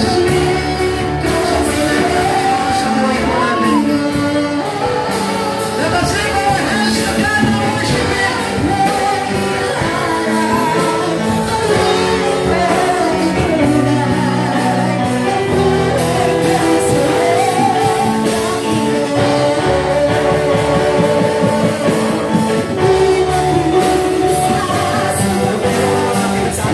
Sa buhay nito, kung mayroon ka mga pagbibigat sa suliranin, kung mayroon ka gustong ilapit sa Panginoon, naniya mo po kayo lumapit sa harapan. Papanalangin po namin kayo. Kung mayroon ka mga bagay na gusto mo mabalita, kung mayroon ka mga bagay na nais kayo panalangin sa Panginoon, pray po kayo na lumapit sa harapan namin, papanalangin po namin kayo.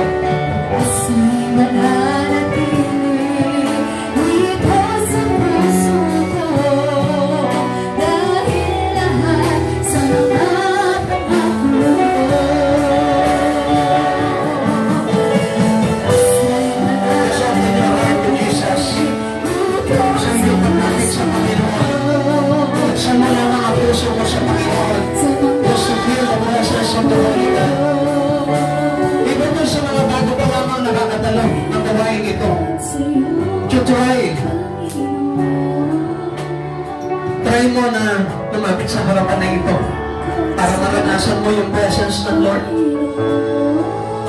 If you seek Him with all your heart, you will find Him. Sabi nga po ng Panginoon, kung hahanapin mo siya ng buong puso, mararanasan mo siya.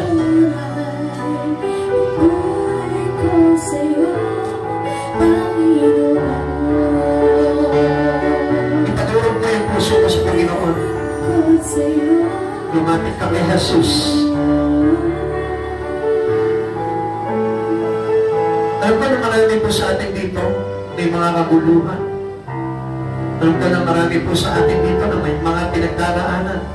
It's either sa mga pamilya po ninyo, it's either doon sa mga trabaho po ninyo, sa pamumuhay ninyo, at sa mga anumang bagay.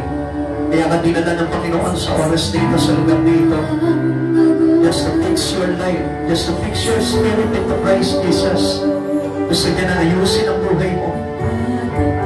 Now, every one of us here, right now, let us feel the presence of the Holy God. He's right here beside us. Come on, pikit lang po yung mga mata. Pikit lang yung mga mata. Do not be distracted on what you see here. Huwag matitignan kung ano yung mga bagay na nandito o yung mga bagay na nagaganap. Just fix your eyes into Him, into Jesus. Open your heart and let presence of God surround your life right now. Darating ang presensya ng Panginoon sa inyo. Darating siya. Darating ang presence ni Jesus. Hihipuin niya ang buong katawan mo. Itatouch niya yung buong buhay mo. Because He wanted you to be changed. Gusto ng Diyos na isa na maging bago man, na isang bagong nilalang ka para sa Kanya. Come on, everyone. Close your eyes. Doon ko sa mga bago na namamangha sa mga galawain ito na ngayon yung lamang nasaksihan. Inaanyayahan ko po kayo na lumap dito sa harapan para maranasan nyo ang presensya ng totoong Diyos, ang buhay na Diyos na ating hinihintay sa Kanyang pagbabalik. Kung gusto mong makilala si Jesucristo sa buhay mo, inaanyayahan kita dito sa harapan. Huwag ka matakot, huwag ka mahiya. Break the bondage of Satan in your life.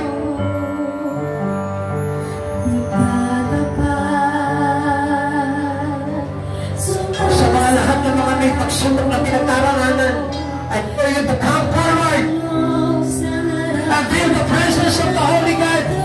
If you want to change your life, if you want to change your destiny, kung meron ka mga vision na gusto mong isuko sa Panginoon, come on, isuko mo sa oras na ito sa Lord. Inaanyayahan kita lumapit sa oras na ito. Kung meron ka kabiguan, kung broken-hearted ka, kung broken family ka, kung failure ka man sa mga pangarap mo, I dare you to come forward and enjoy the presence of the Holy God. Let the Spirit of Jesus, let the Spirit of Jesus, let the Spirit of Jesus, revive the Spirit of Jesus in front of its altar. Let the Holy Presence of God, let the Holy Presence of God,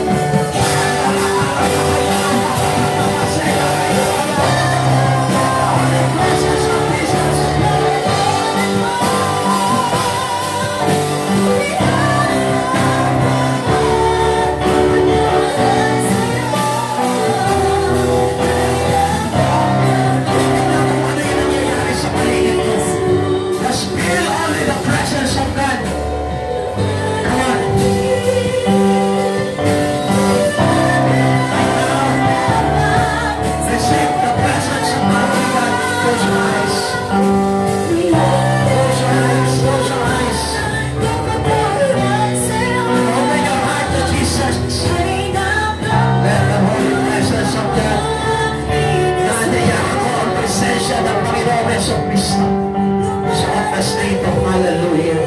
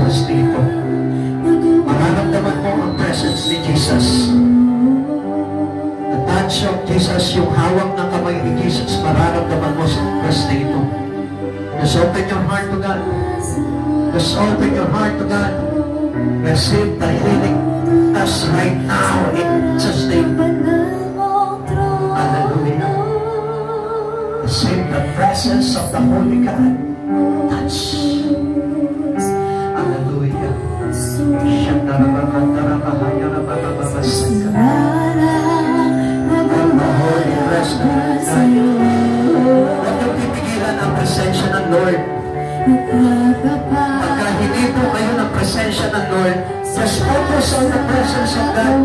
Focus on the presence of God. Kung natatakot kayo, hindi niyo mararamdaman ang presensya ng Panginoon sa oras na ito.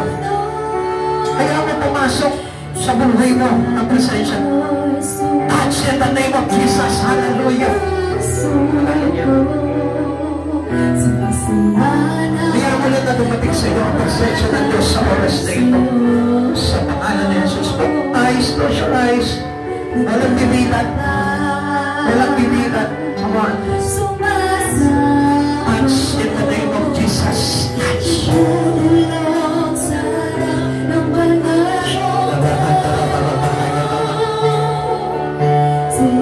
Receive the whole presence of Jesus. Huwag yung pipigilan ang presensya ng Lord. Ulitin ko, huwag yung pipigilan ang presensya ng Lord. He will touch your life. He will touch your life. He will touch your life. In the name of Jesus. Sa pangalan ni Jesus.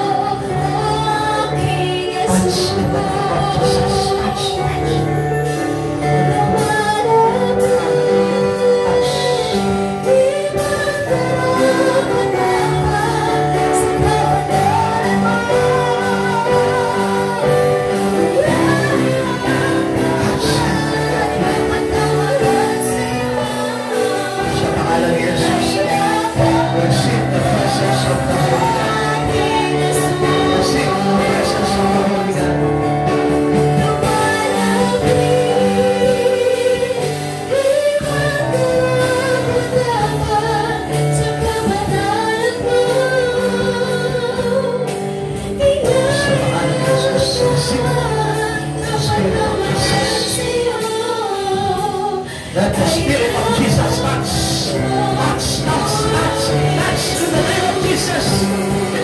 Jesus, healing, healing, healing, healing.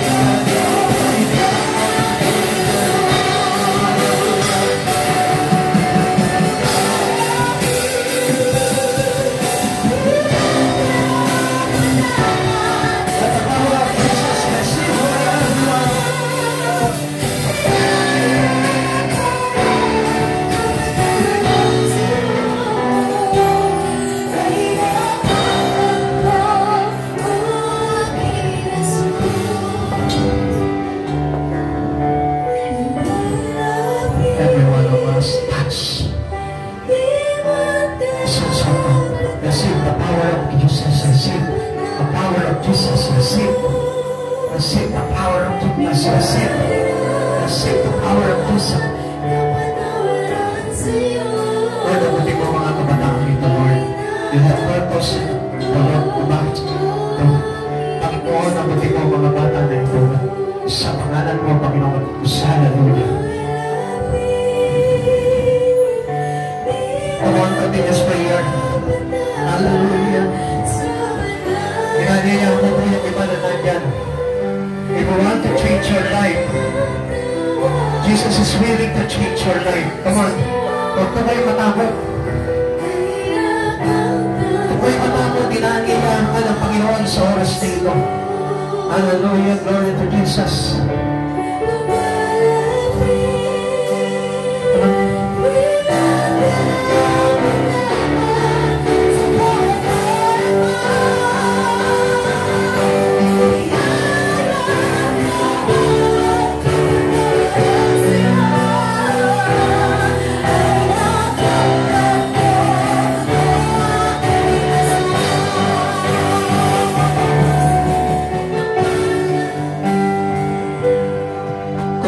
Sa oras na ito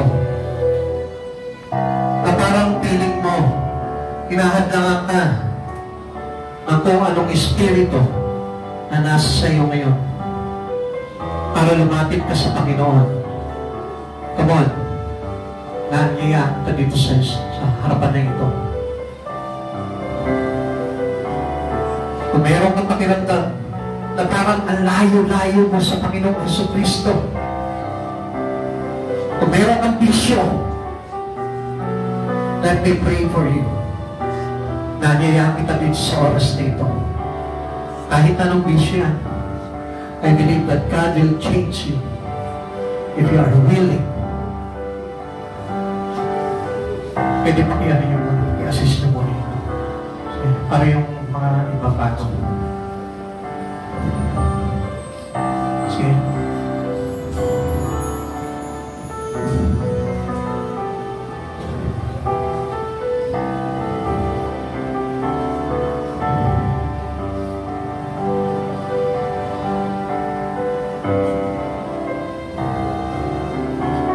Yung mga may galit sa puso na hindi makalaya sa galit, yung mga mayroong mga hindi pagpapatawan, nandiyan mo po kayo dito sa harapan. Yung mga parang sa kalooban nyo, parang ayaw nyo lumapit sa Diyos. Let us all break the antics of that spirit. Yung parang hirap ka sa sarili mo na lumapit sa Panginoon. Hirap ka na paglingkuran ng Diyos sa buhay mo. Come on.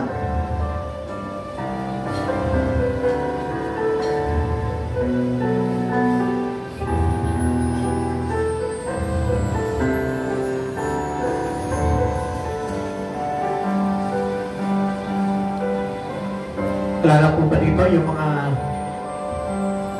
nakagapos sa talikala ng mga bisyo, nakagapos sa talikala ng kasalanan, or any insane spirit? Meron po ba dito?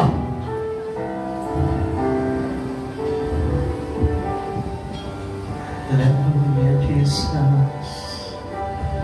Oh, Jesus.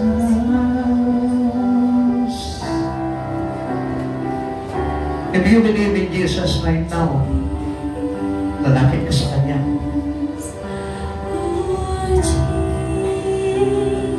Gusto mo na palayahin ka ng Panginoon. Kaya po tayo nandito ngayon dahil gusto natin makalaya sa mga talikala ng kaaway, sa mga bagay na kasalanan. Bakit ka tinawag ng Panginoon sa lugar nito? Because God has a purpose in your life. Lord, I pray that you will change the life of every person who's seeking for your presence in Jesus' name.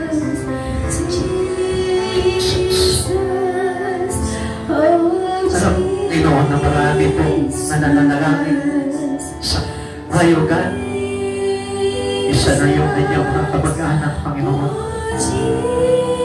Alam ko na may purpose ka sa buhay ng taong ito. Alam ko, Panginoon, na nais ko na mabago ang kanyang buhay at magamit para sa karangalan mo. I saw into her face, O Lord, na nais ko siyang gamitin, O God. And right now, Lord, hayaan mo, Panginoon, ipunin mo ang buhay ng tao na ito at makasunod sa iyo.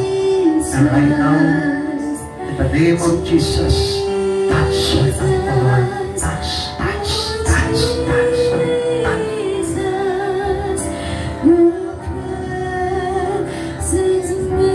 Pakitayo niyo.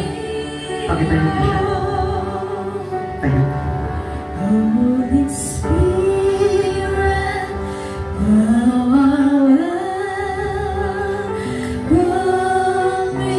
Ikaw yung Diyos na nagbibigay ng pagkakataon sa buhay namin, Lord. At sa oras dito, Lord, gusto ko masaksihan ng tao na ito, God, na makapaglarihan ng Diyos, pagkakimalang ng Diyos. At sa oras dito, Lord, sabi mo, Panginoon, wala kang tinawag na hindi na mangyari ang kalooban mo sa kanyang buhay. Sa oras dito, ibuhin mo ang puso ng tao nito sa pangalan ni Jesus, and let the power of Jesus touch. Touch.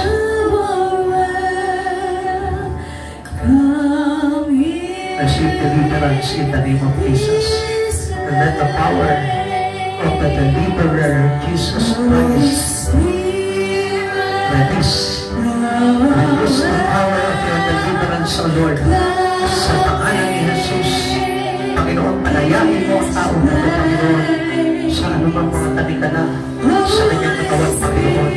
Lord, mapangyari ang kalooban mo sa kanyang buhay. Sa pangalan ni Jesus, touch, touch, Lord, from the top of the head to the tip of your tongue, Lord. Ikaw ang Diyos, Panginoon, nagaganaw sa kanyang buhay. And now, in the name of Jesus, and by the blood of Jesus, receive the power of Jesus in your life. Sa pangalan ni Jesus. Touch. Touch. Come on. Come on.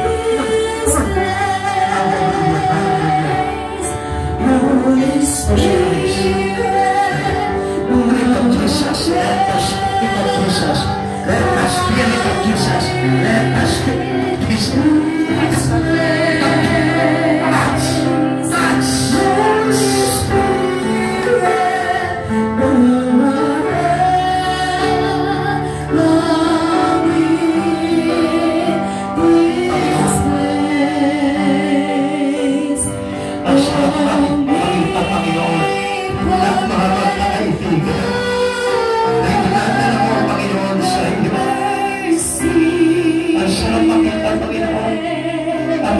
Kaibigan, Lord, ay nakakaisa isang mahinta sa alang buhay.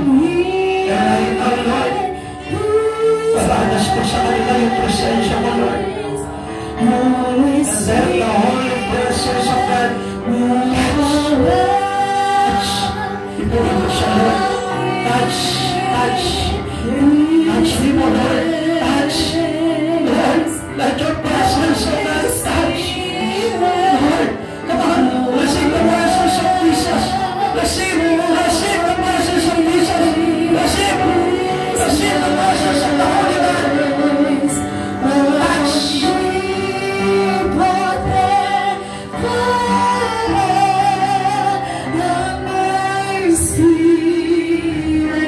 Lord, I want this child of the heart of you. Touch me in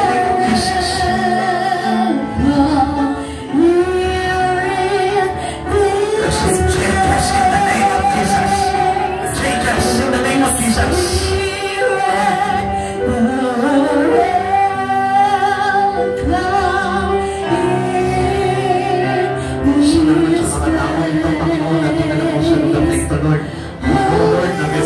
Sa kanila, Panginoon, kung bakit nandito sila na Panginoon, na ikaw ay Diyos na hindi ko sumangilitan. Pagbuti mo po siya ng kapangyarihan ng Panginoon. Isang araw, Lord, makikilala ka niya at pagpiling ko lang kanya sa punang kanya pagpila. Pagbuti mo po siya ng iyong malalagod ng Panginoon at hayaan mo na ang purpose mo sa kanyang buhay, Panginoon, ay maganap. Pagpalain mo po siya, Panginoon, sa lahat ng kanyang gagawin in Jesus' name. Amen.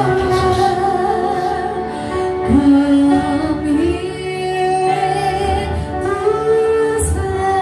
Nanyayaan mo po kayo tumayo?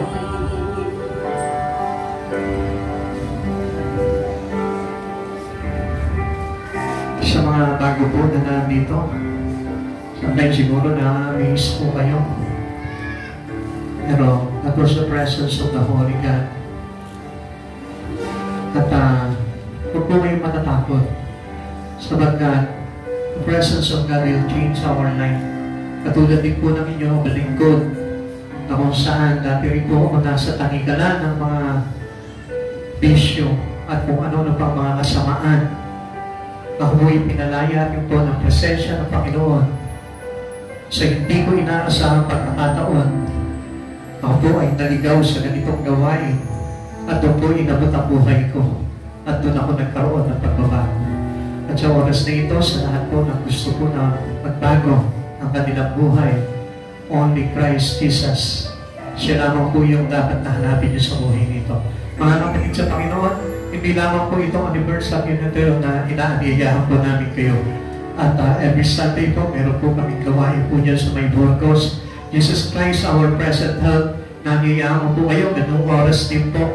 At para na sa ganon, tayo po ay muli po na makapagsama-sama po sa pagpupuri sa ating Panginoon. Every Wednesday service, meron din po kami. Yun naman po ay sa hapon, 5 o'clock p.m. po. Nag-start po kami. 1 hour lamang po yun. At inaangiyaan ko po kayo na makiisa po kayo, dumalo po kayo ng gawain na yun. Para din sa ganon, makita niyo po kung gaano po talaga kumilos ang kapangyarihan ng Diyos sa bawat buhay po ng mga tao sumasampalataya sa Kanya. Maraming salamat po sa inyo lahat na naparito po ngayon. Tayo po ay manalangin sa Panginoon. Maraming Diyos, nagpapasalamat po kami sa buhay ng bawat isa narito, Lord. Pagpalain mo po sila sa ganang iyong presensya, O God. Kaya mo, Panginoon, abutin mo po sila, Panginoon, na iyaman po sila, na lumapit sa harapan, O God. Alam ko po, Panginoon, na Lord, kakatagpuin mo po sila sa kanilang mga kinauupuan, Panginoon. At dadali nila muli sa kanilang pag-uwi, sa kanilang mga tahanan, O God, ang bawat salita na kanilang napakinggan, Panginoon. Lord, makapagbabago ng kanilang buhay at makapagbabago ng kanilang destinasyon, Panginoon, ang lahat ng nangyari sa oras nito, sa lugar na ito.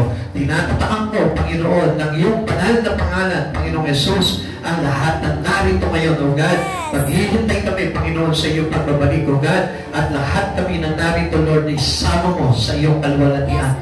Maraming salamat po, Panginoon. Balutin mo po sila ng iyong banal na dugo, and I declare blessing to them, O Lord, and to their family, O God. Siksik, liglig at umaapaw na pagpapala, O God, and a wonderful and amazing healing, Panginoon, and deliverance will happen to them, O God. Lord, maraming salamat po, Panginoon.